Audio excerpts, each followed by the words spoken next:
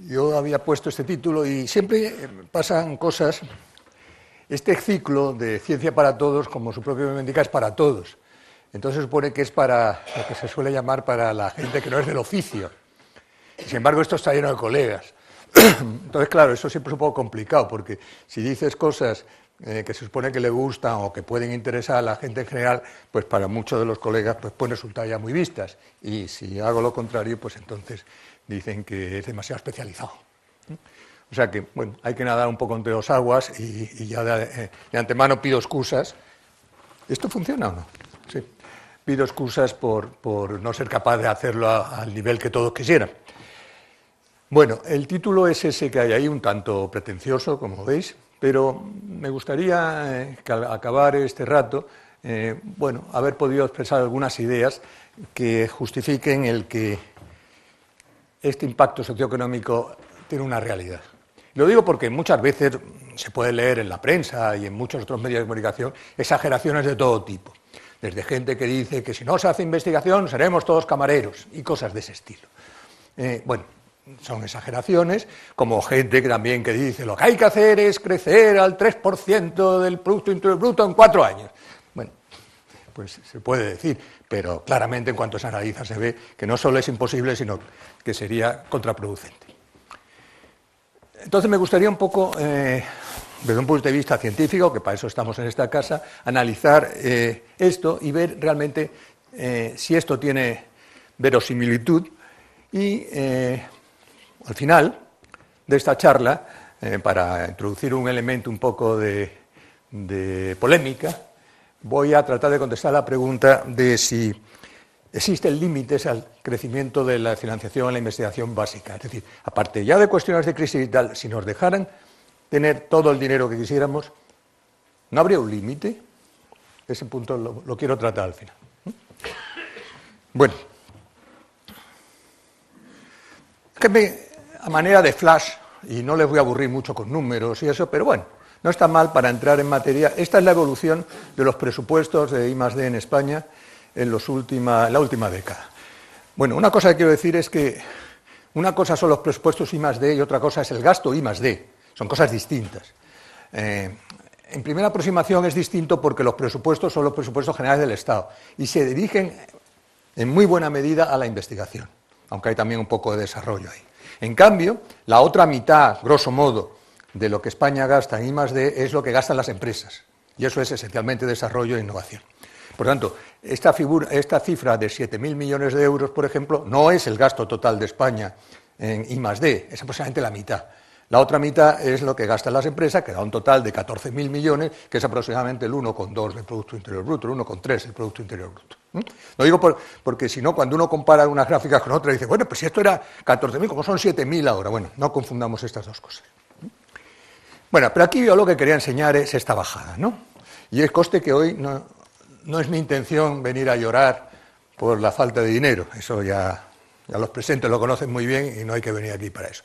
Pero sí quisiera señalar que ha habido esta reducción en los presupuestos, como digo, y esta es una reducción muy importante, es una reducción aproximadamente de algo más de 1.000 millones de euros, y eso es bastante dinero. Y eso lo ha notado mucho el sistema, como es lógico, y se ha quejado con bastante razón. Pero como digo, no es este el punto central que yo quiero traer. Lo que sí que quiero decir es que muchas veces se dice, bueno, esto, ¿qué vamos a hacer si es la crisis?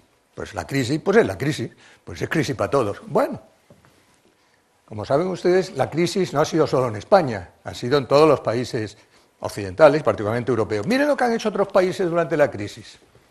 Conviene mirarlo. Esto es cómo se han comportado ante la crisis el gasto en I+D por habitante de 2010 a 2013. Mientras España bajaba 10 puntos, no 15 como antes, porque ahora es el gasto total, perdón. ¿Qué he hecho yo aquí mal? Esto. Pero mire que mientras nosotros bajábamos, otros crecían. Miren Alemania, miren Suecia, hasta Italia crecía.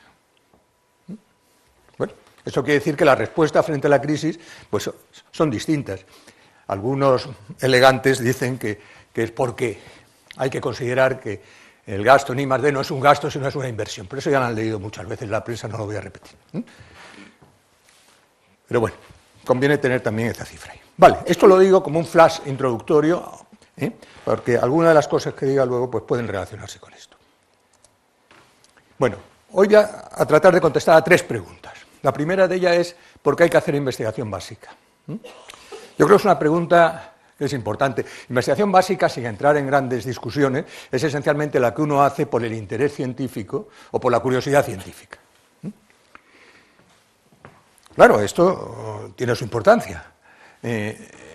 Cuando uno justifica por qué se financia la investigación básica, hay una componente científico-cultural, que es por el avance del conocimiento, cultural también en muchas ocasiones, la investigación en humanidades tiene una componente cultural muy importante, y luego está la parte socioeconómica, que es la que me quiero referir hoy más, que tiene que ver con el desarrollo económico y con el bienestar social.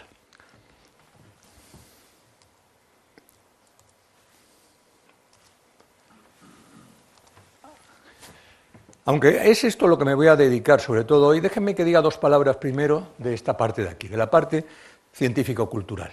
Es decir, ¿qué justificación tiene que con presupuestos públicos, es decir, con el dinero del contribuyente, como se dice, se financia investigación básica? Les quiero recordar una anécdota que a mí me gusta mucho, que sucedió en el Congreso de los Estados Unidos hace unos años. Fíjense que era en plena Guerra Fría.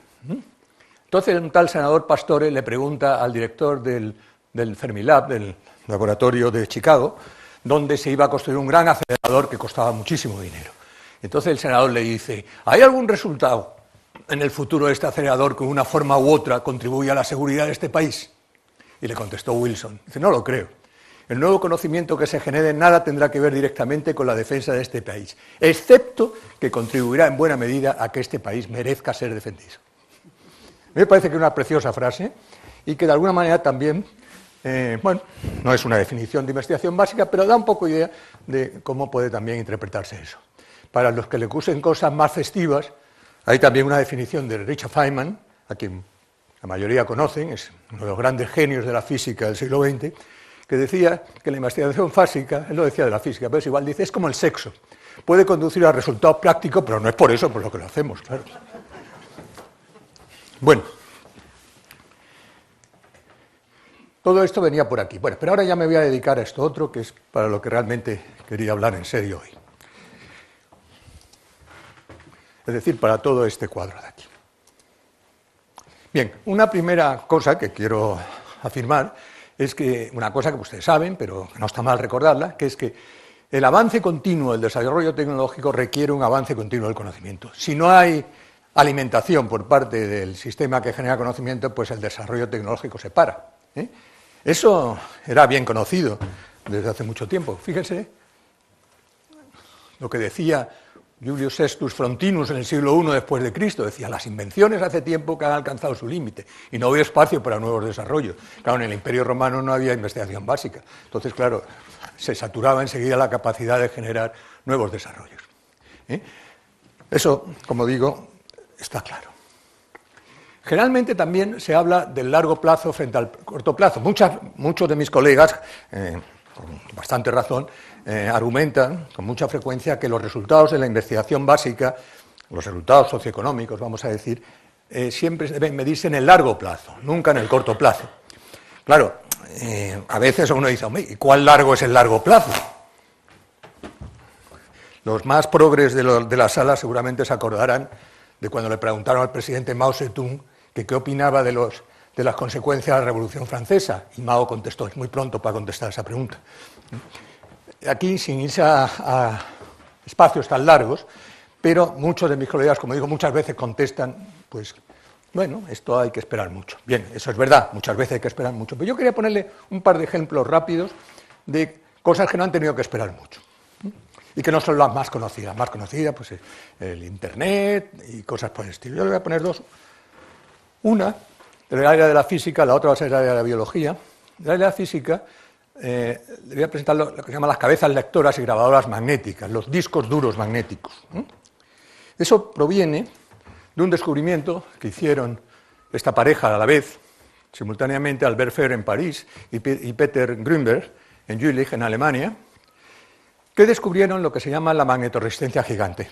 No hay que preocuparse por los detalles, y el que no tenga familiaridad con esto, pues tampoco pasa nada, pero quería indicarlo brevemente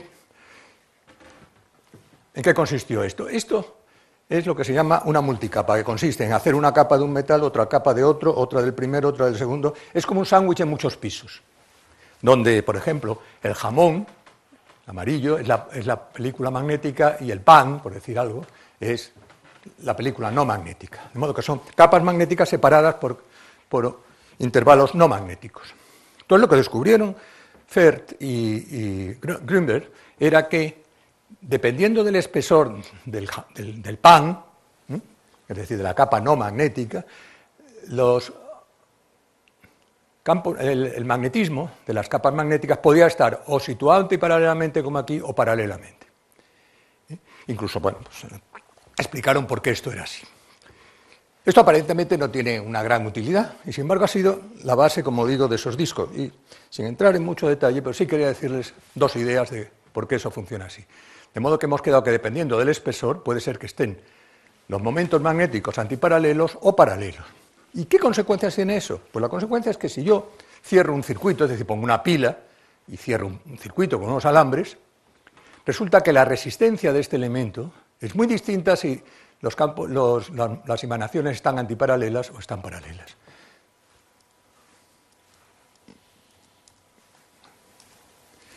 La resistencia es mucho más grande en este caso que en este caso. Entonces, esta es la primera idea. Y la segunda idea es que si uno parte de esta situación en que las emanaciones están antiparalelas, si ahora le coloca un gran campo magnético externo, le acerco un imán, le pongo un campo magnético, entonces lo que ocurre es que las que estaban antiparalelas se vuelven paralelas. Entonces, fíjense, ya está, todo esto lo hay que saber. Porque, ¿qué pasa entonces? Bueno, pues que como la resistencia cambia según estén paralelos o antiparalelos, cuando coloco el campo magnético también la resistencia cambia. Es decir, que yo puedo transformar un campo magnético externo en un cambio de resistencia. Y además, lo que es muy importante es que esto ocurre a niveles muy pequeños de tamaño, es el mundo de la nanotecnología. Es decir, que un campo magnético local, el que pueda haber en un pequeño bit que puede tener unos cuantos nanómetros, recuerden que un nanómetro es una millonésima de milímetro, puede transformar la resistencia de un elemento de circuito. Y si eso es así, pues ya está, porque eso ya es un altavoz o lo que quiera que sea. Al fin y al cabo, un altavoz, cuando hablo, lo que hace es vibrar una membrana y eso se transforma en un cambio de intensidad eléctrica en un circuito porque está variando la resistencia de eso. Entonces, lo que está pasando aquí es que la resistencia cambia no cuando yo hablo, sino cuando hay un campo magnético. Entonces, la cabeza... Lo que pasa cuando yo leo un disco de este tipo, lo que va aquí es un elemento como esos que he dicho antes, lo que va aquí metida es la película, y cuando se encuentra un campo magnético, esto está dividido en pequeños elementos magnéticos con la emanación en un sentido o en el contrario, cuando la de aquí coincide con la de aquí, la resistencia es pequeña, y cuando es antiparalela, la resistencia es grande. Y lo que hace es ir leyendo. Pero va leyendo a una escala nanométrica, que es el punto importante. Bueno, las dos cosas que yo quería decir... da un poco la idea de lo que era, pero eso no es lo importante. Dos cosas importantes que yo quería decir son las siguientes. Una, desde el descubrimiento de esto, que fue al final de los 80, el artículo original se publica en Physical Review Letters en 1988, el artículo de Ferth, hasta que se comercializa el primer disco duro pasaron menos de 10 años. Muy importante. Y segundo, y no menos importante, este segundo, no menos importante y un poco preocupante. El desarrollo tecnológico que condujo a los discos no se hizo ni en Francia ni en Alemania, que es donde se hizo el descubrimiento, se hizo en Estados Unidos. Se hizo en IBM por Parkin, que ya le molestó que no le dieran el premio Nobel con los otros dos, pero bueno, a cambio de eso, en su empresa desarrollaron los discos duros. Es decir, dos cosas importantes. Esto es muy rápido, pero no coincide geográficamente el desarrollo tecnológico con el sitio donde se produce el descubrimiento. Déjeme que le ponga un segundo caso del mundo de la biología,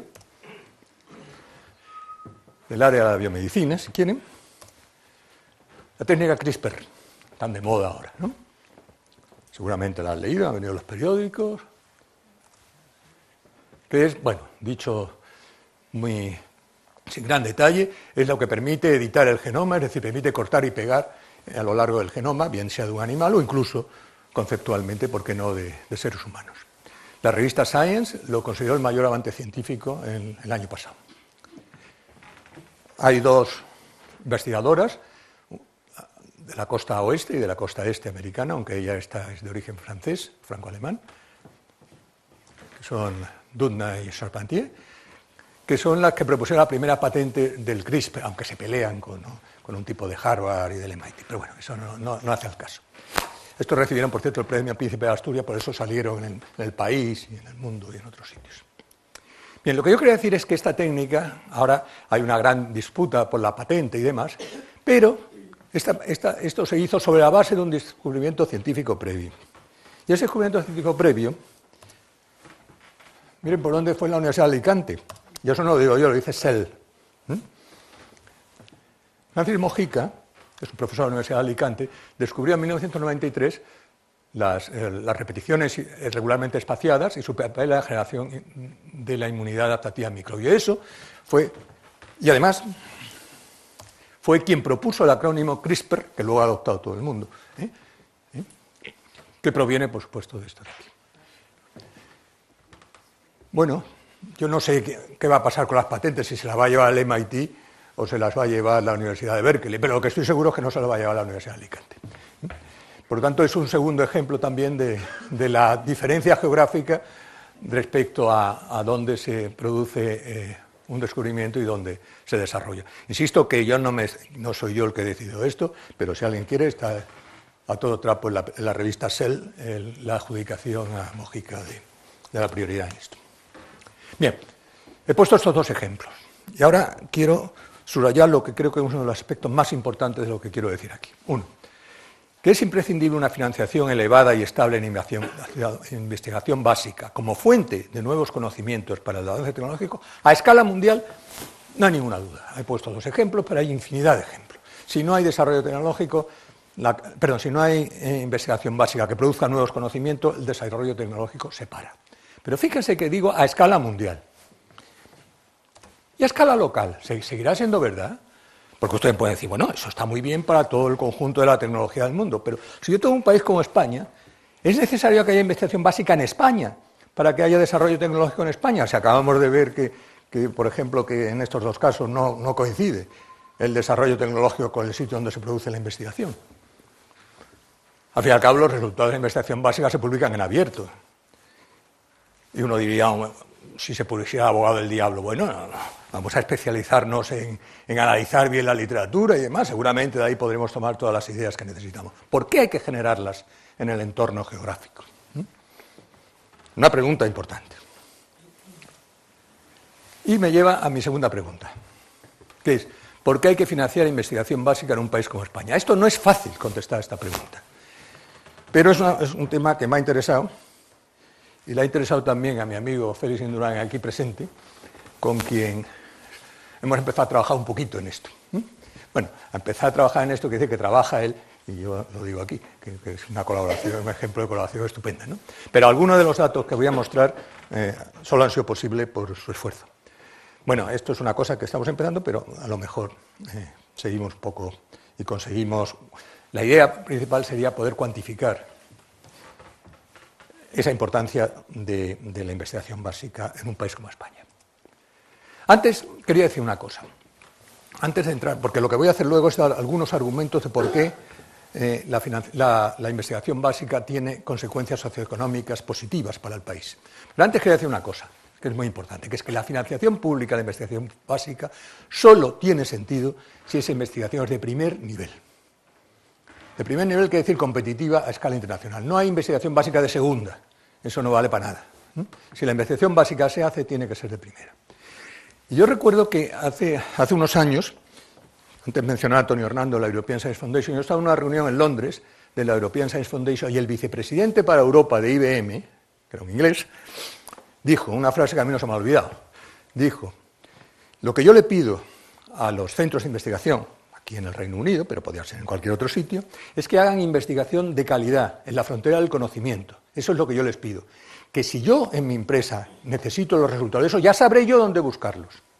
Dice, lo que no podría tolerar, y esta es una frase muy dura, dice, es que haya investigadores que justifiquen la mediocridad de su investigación diciendo que lo hacen por mi bien.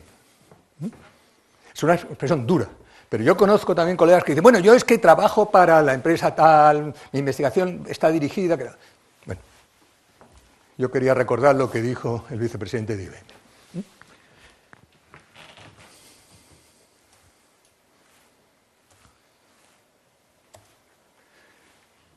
Bueno, ahora yo quería contestar a la pregunta esta. ¿Está la investigación básica en España a nivel internacional? Es una pregunta razonable, porque si hemos dicho que solo tiene justificación si está a nivel internacional, ¿podríamos dar algún argumento? Sobre esto se ha publicado mucho y no merece la pena, simplemente les recuerdo un par de cosas. Esta es la producción, esto me parece que lo conocen la mayoría, de material científico, digamos, artículos científicos, por supuesto en revistas, reconocido, el Pacto, el IBEX, el ICEX y no sé qué. Bueno, da igual, ya saben lo que estoy hablando. Que la cantidad aumente no hace extrañar porque cada vez se publica más. Pero esta otra curva que va por aquí dentro es más interesante porque esto es el porcentaje de las publicaciones mundiales.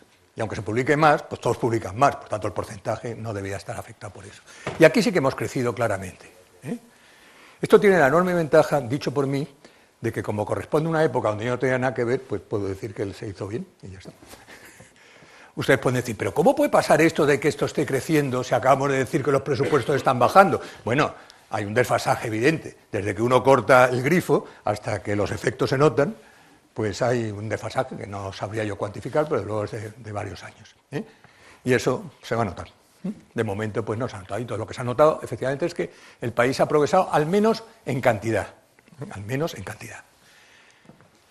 Uno podría decir, bueno, ha progresado en cantidad, pero ¿y en calidad? Bueno, hay muchas maneras de hacer eso. Yo quería mostrarle datos de una cosa que seguramente conocen, que es... antes le quería decir, España representa el 4% aproximadamente, no, 3,5%, vamos a decir, por ciento, de las publicaciones científicas de todo el mundo.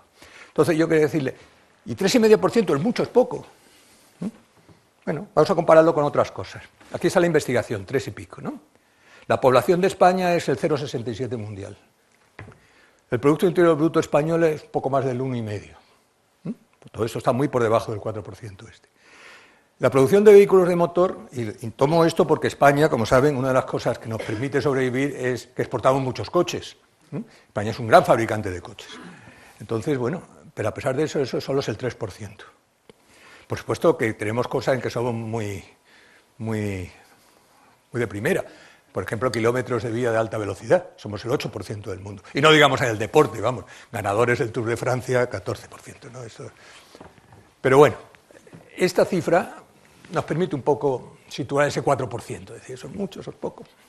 Pero, como digo ahora, me quería preocupar un poco por la calidad. Y para eso, lo que he hecho es tomar una cosa que para los que no lo conozcan, el European Research Council es una institución europea que tiene unos cuantos años de vigencia, no desde el principio, es relativamente moderna, pero lo que es importante tener presente es que es extremadamente competitiva y extremadamente ligada a la excelencia de los grupos que la tienen. Es decir, cuando un investigador o un grupo tiene una ayuda, una grant en inglés, del ERC, eso es un signo de identidad de excelencia. Como todo en estas cosas, ustedes pueden buscar siempre algún contraejemplo en un sentido o en otro, pero en líneas generales eso yo creo que es completamente reconocido. Entonces, si miran en esta curva, si se fijan, por ejemplo, solo en lo violeta, es el porcentaje de grants, es decir, de proyectos concedidos por el país de la institución en cuestión. Entonces ya ven que España está en un sitio razonable, tiene el 8%. Insisto que esto podría no ser comparable con lo anterior, porque podría ocurrir que hubiera mucha investigación, muchos trabajos científicos que no fueran buenos. Bueno, esto nos dice que sí. Hay ejemplos, aquí se ven también cosas estupendas, como por ejemplo que Holanda es un país mucho mejor, su investigación es mucho mejor de lo que cabe prever por su tamaño y demás, ¿no? Pero ya ven, por ejemplo, Francia. Pues Francia tiene respecto a España pues un factor como un 30% más. Que teniendo en cuenta que tiene un 50% más de población, pues tampoco está mal. Por tanto, esto nos dice que estamos pues razonablemente. Cuando ponen el mapa de Europa, como se publicó en el Eurostat, entonces ya ven que estas manchas, estos puntos son las concesiones de ayudas de la ERC, y ya ven que hay lo que podríamos llamar los focos de actividad de excelencia de investigación en Europa. Ya ven que tienen el foco de París, el foco de Londres, el foco de Holanda, el foco de Milán-Turín, está Israel, que también cuenta dentro de Europa de todos los efectos, y ya ven que en España tenemos un gran foco en Cataluña, y un foquito en Madrid. El foquito de Madrid es comparable al de Escocia, como ven. Curiosamente, no al revés. Bueno, otra vez. hay muchos países que no tienen esto y, bueno, quiere decir, estamos razonablemente. Yo cuando quiero decir un poco, ¿y qué opina de la investigación española? Yo siempre digo que no es tan buena como el AVE. El AVE es muchísimo mejor que la investigación en España. La investigación es como Iberia. Pues está bien, no es Lufthansa, pero bueno, está bien. Viajamos, llegamos, bueno, razonablemente. Esa es mi impresión. No sé si coincide con la de los presentes o no. Y ahora voy ya a la cosa concreta de cuáles son los beneficios socioeconómicos de la investigación básica. Y voy a ir muy rápidamente a estos. El primero es el apoyo al sistema productivo como generador de tecnología. Ahí, lo único, eso también es bastante evidente, pero está la posible crítica a que yo aludía anteriormente. Puede que sí, pero puede que sea verdad este apoyo a nivel global, pero ¿es también verdad a nivel local? Bueno, eso es verdad en parte porque si usted le pregunta, y hay encuestas hechas a empresas españolas, ¿con qué centros se han aliado? Normalmente contestan que prefieren aliarse o tener reconocimiento mutuo con un centro de generación de tecnología de su entorno geográfico que otro que no. Y eso me sirve también para decir que yo a veces echo de menos un poco una figura que existe mucho en el extranjero y en España muy poco, que es el consultor científico. Este puede ser un profesor de universidad, una investigación del consejo, que una empresa contacta con él y si él acepta eso se convierte en su consultor. Pueden pagar a él o a su laboratorio o a los dos una cierta cantidad para contar con sus servicios como asesor. Es decir, que puedan hacerle una pregunta o una consulta y ellos puedan contestarlas confidencialmente para la empresa. Si la empresa en un momento dado quiere que deje de ser confidencial, es su problema. Ya sé que hay algún partido político de los que ahora tenemos que seguramente diría que esto es vender la universidad al capitalismo internacional, pero yo creo que eso es una exageración. Yo creo que eso sería extremadamente útil el potenciarlo. Hay un estudio hecho de esto que se llama el efecto de proximidad, de los beneficios de la proximidad, hecho en el Reino Unido, en la Universidad de Sussex. Aquí tenemos, la he visto antes, una persona que ha trabajado en la Universidad de Sussex y conoce eso muy bien, pero ahora mismo no la veo, pero da igual, está por ahí sentada. Y esto es lo que quiere decir lo siguiente. Se preguntó a un gran conjunto de empresas británicas que cuando quieren utilizar fuentes de conocimiento para su trabajo, que pueden ser de distinto tipo, me va a interesar la de arriba, porque son lo que corresponde a las universidades y a los centros de investigación. Estos son otras fuentes de conocimiento que pueden ir desde el análisis de los productos del competidor, etc. Pero a mí el que me interesa es este de aquí. Y entonces, la blanca quiere decir que esas empresas contestaron que preferían o que había sido mucho más útil para ella el contacto con los centros de investigación locales que con los que estaban lejos. Esto era parecido y esto era lo azul, que preferían o había sido más útil el contacto con los centros de investigación lejanos, vamos a decir, fuera del país, por ejemplo. Teniendo en cuenta que generalmente si uno se va fuera del país, escoge centros de más calidad, mientras que los locales son los que son, yo diría que esto muestra claramente que el efecto de proximidad es beneficioso. Segundo, formación de investigadores para distintos empleos. Es verdad que hay gente que piensa que si una persona se forma en investigación básica solo sirve para eso. Es decir, que tiene que estar ya toda su vida haciendo investigación básica, sea en la universidad, en el consejo o donde sea. Yo creo que eso es un error. La formación en investigación básica, que es una manera de enfrentarse a los problemas reales y ser capaz de solucionarlos, es una cosa muy útil. Y la metodología de la investigación básica puede emplearse en muchas y variadas cuestiones. Acuérdense lo que decía Descartes, que cada problema que he resuelto constituye una pauta que sirve después para resolver otros problemas. Cuando uno se enfrenta a problemas de investigación básica, efectivamente, como decía Descartes, de alguna manera desarrollan pautas de comportamiento y de desarrollo del conocimiento que son muy útiles para otros problemas que a veces nada tienen que ver con la investigación básica. Este estudio, que ahí Félix Indurain, como digo, tuvo una participación decidida, porque es muy difícil conseguir datos de las distintas universidades. Él consiguió datos de la Universidad Autónoma de Madrid Y el dato consistía en ver las personas que habían salido de doctores de la universidad, ¿qué hacían luego en la vida? Que es una pregunta interesante, sería muy bueno tener esta información a nivel español total. Entonces aquí se ve que hay muchas, efectivamente aquí en esta columna, un 72% que se van a la administración, a un organismo oficial, a una empresa pública. Eso no quiere decir necesariamente que vayan al sistema de investigación y menos al de investigación básica, porque puede ser que vayan perfectamente a un departamento ministerial donde se hacen otras cosas, en agricultura, en pesca o en industria. Pero de todas maneras hay un 28% que está en la empresa privada. Un 28%. Hombre, uno puede hacer una extrapolación muy salvaje,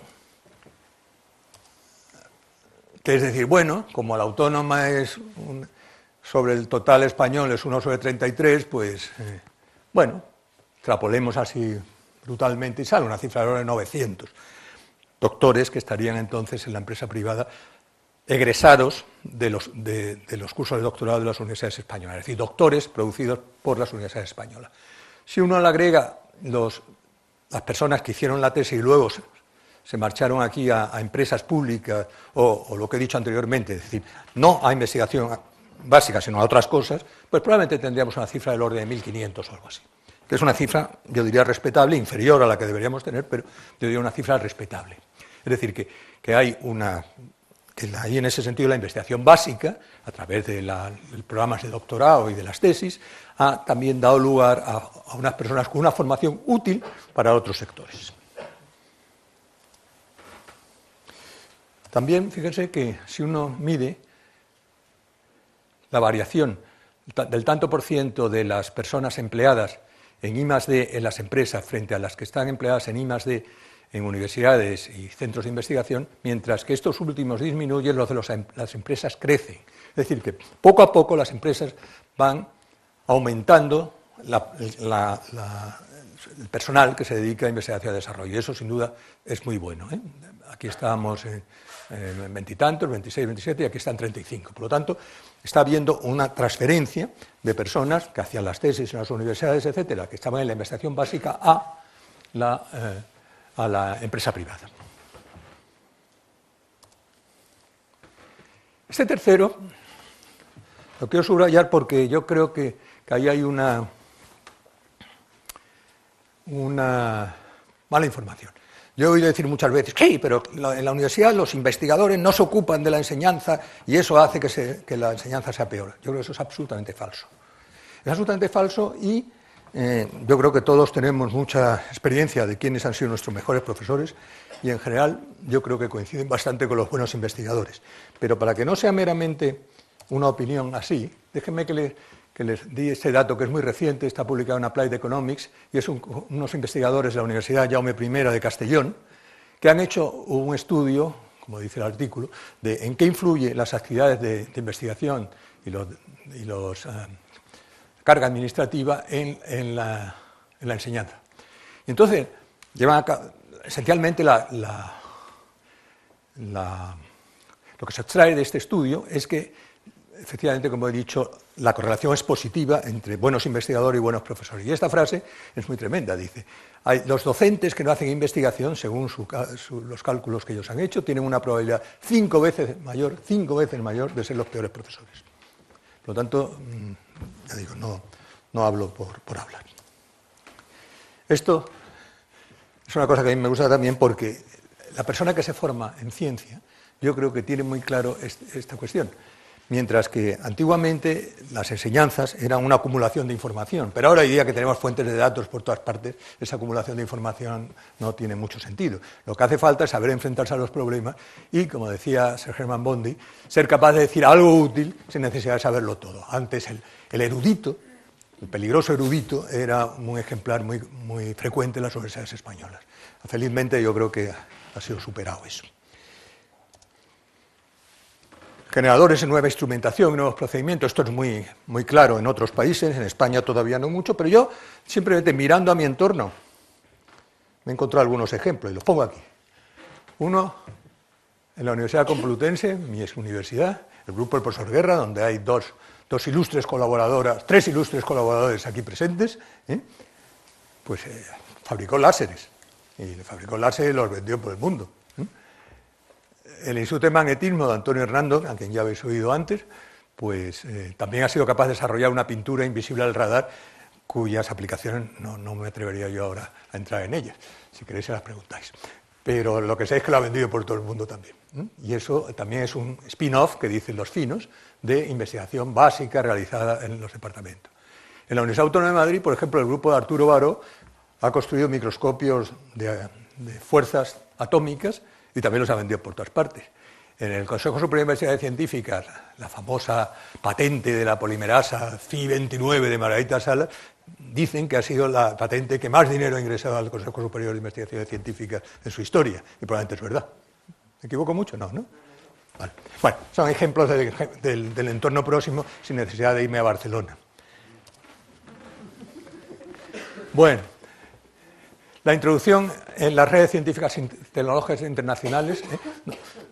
En un pelín de prisa porque no quiero pasarme tiempo y quiero hablar del final. Bueno, eso no entro en detalle. Simplemente quiero enseñarles que este es el número de doctorandos que hay en España, extranjeros. Para distintos países la proporción de estudiantes extranjeros, bueno, Luxemburgo es una cosa muy rara, yo no sé muy bien qué quiere decir esa cifra. Que el Reino Unido sea la más alta, eso no me extraña.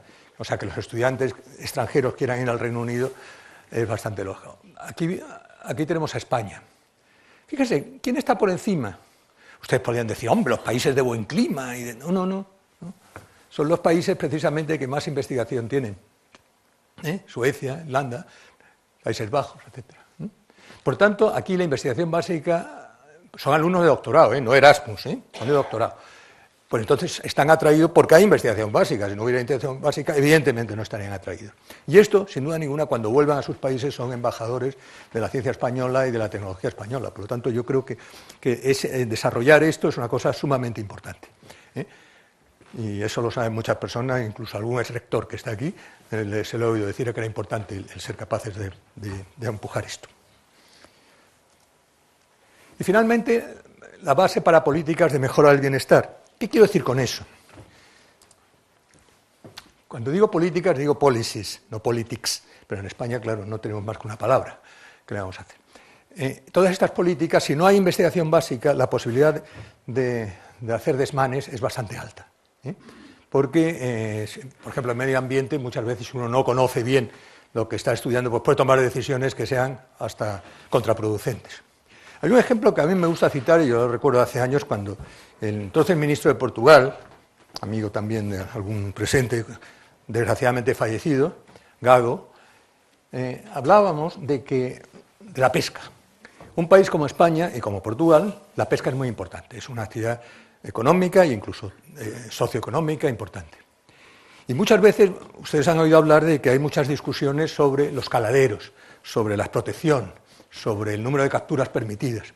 Y esas discusiones se llevan a cabo en foros de distintos países donde los países acuden apoyándose en los datos de sus comunidades científicas. El argumento es, si nosotros no tenemos una comunidad científica prestigiosa y reconocida, quiere decir que la defensa que nosotros hagamos de nuestras posiciones va a estar siempre en debilidad frente a los que tienen el sustrato de esos laboratorios que todo el mundo conoce. Por lo tanto, ese es un ejemplo, yo creo, en que la investigación básica también tiene una repercusión muy importante, porque si no, pues nos puede pasar como con el fletán o alguna otra cosa. Muy bien, bueno, he puesto estos 6 ejemplos de cuestiones en que la investigación básica, como digo, aparte de su interés intrínseco, tiene también consecuencias socioeconómicas. Y a dejarme que emplee estos últimos minutos en el asunto un poco más polémico, que es ¿hasta dónde debe crecer la financiación de la investigación básica en un país como España? Yo he oído a veces decir, cuanto más mejor. No, cuanto más mejor no, porque resulta que eso es una tarta. Y entonces si uno crece, pues otros no. Y también hay la salud, la educación, por tanto, ¿hasta dónde? Yo creo que es una pregunta razonable, muy difícil de contestar y seguramente no contestable con una cifra, pero sí se puede dar algunas ideas. Y yo quería dar 2.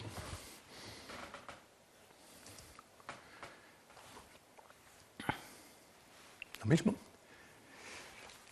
Para eso me quería apoyar en 2 cosas. No hace falta que se vea el detalle de esto.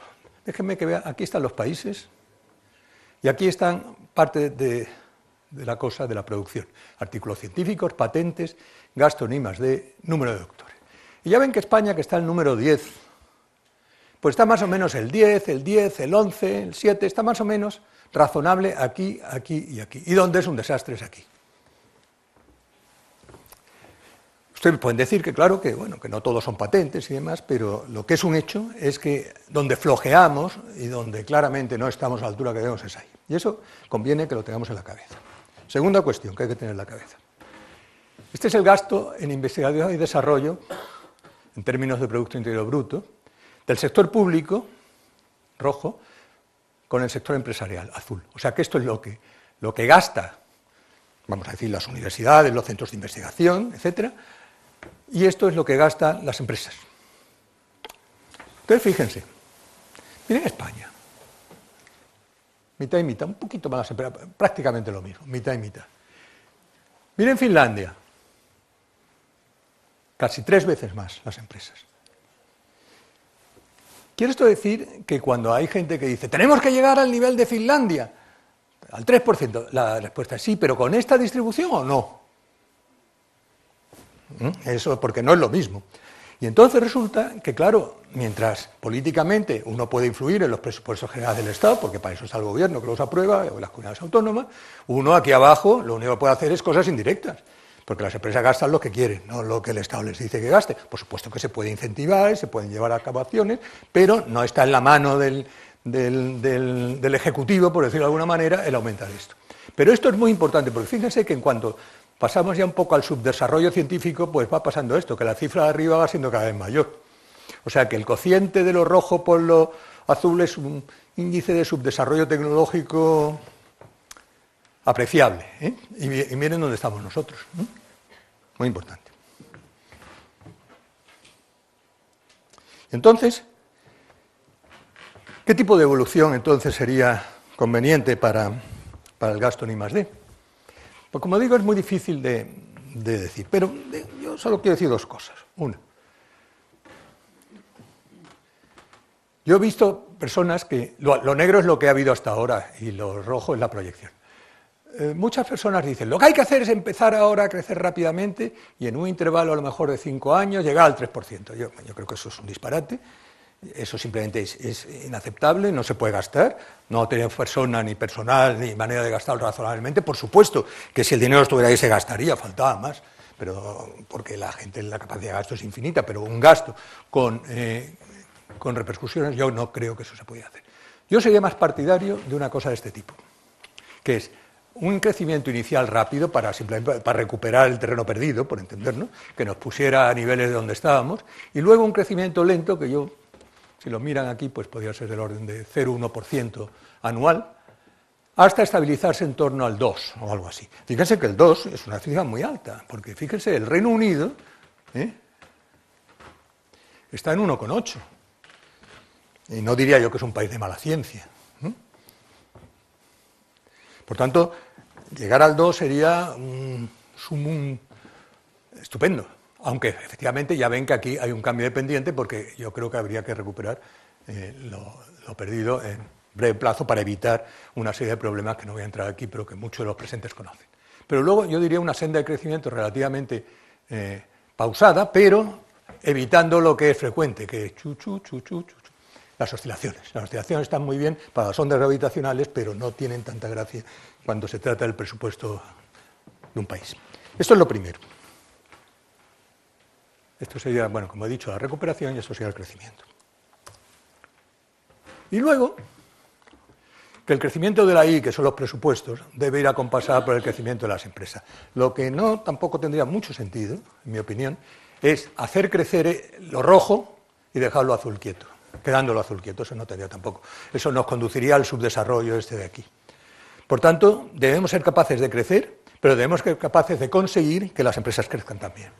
Si no, realmente tenemos una posibilidad amplia de estar desperdiciando dinero que podría utilizarse razonablemente. Pues con esos 2 elementos en la cabeza es donde yo quería mirar al futuro este. No puedo dejar de decir una palabra sobre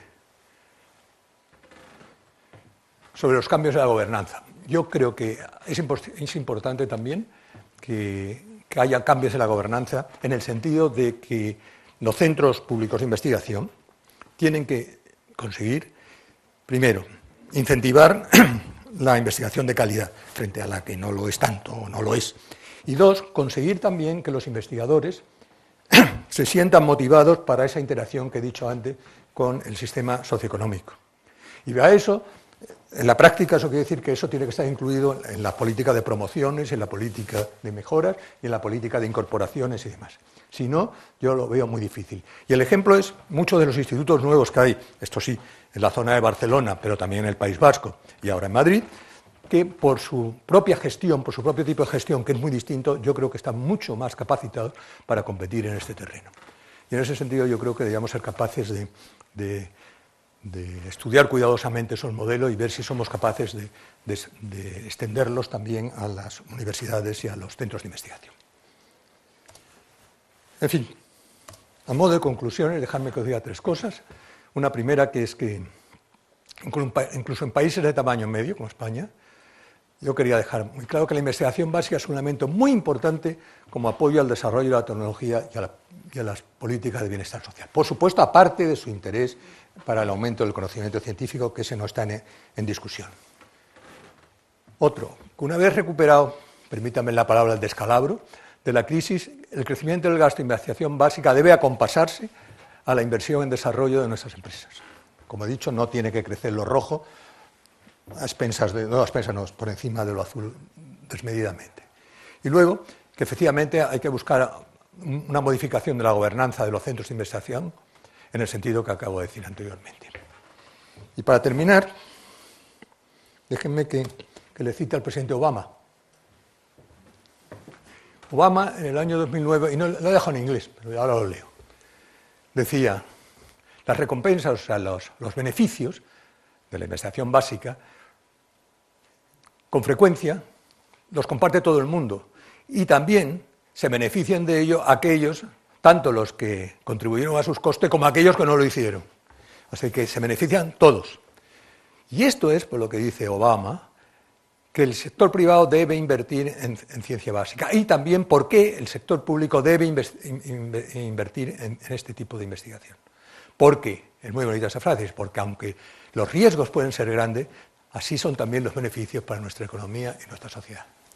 Y yo quería terminar con estas palabras del presidente Obama. Gracias.